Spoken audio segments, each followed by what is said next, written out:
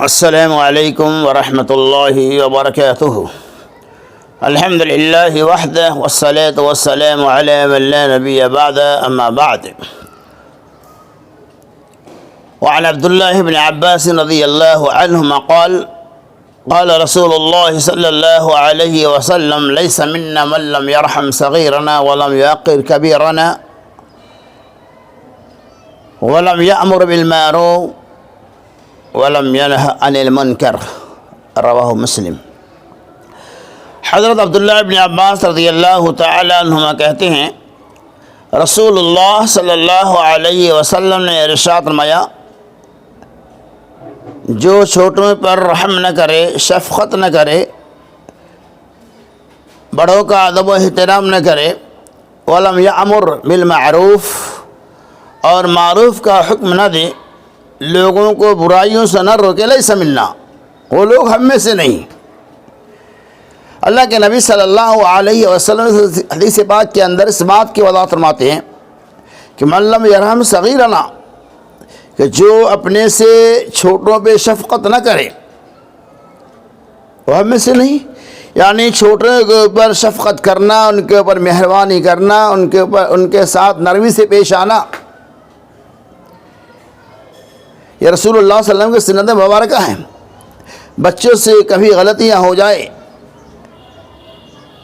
تو انہیں پیار، محبت اور شفقت کی نگاہ سے سمجھانا چاہیے۔ ان کی معمولی غلطیوں پہ ضرورت سے زیادہ پٹائی کرنا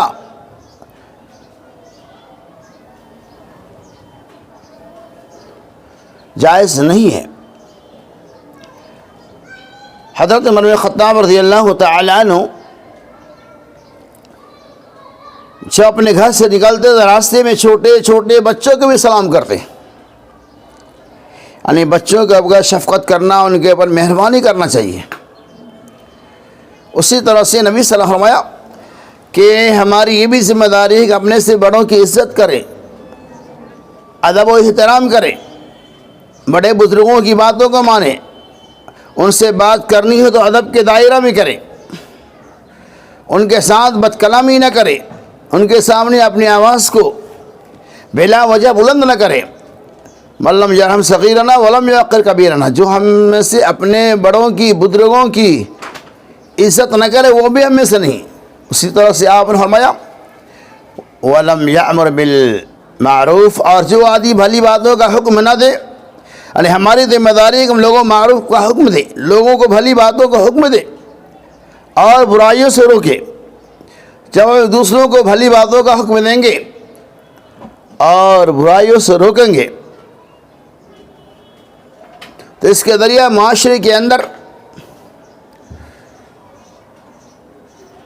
انسانیت قائم ہوں گی، لوگ برائی سے اجتناب کرنے لگیں گے اور بھلائی کی طرف آمادہ ہوں گے۔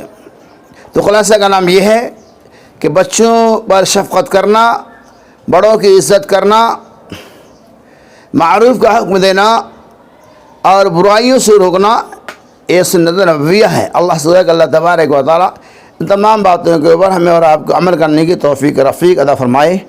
آمین۔ وآخر دعوانا ان الحمد للہ رب العالمین۔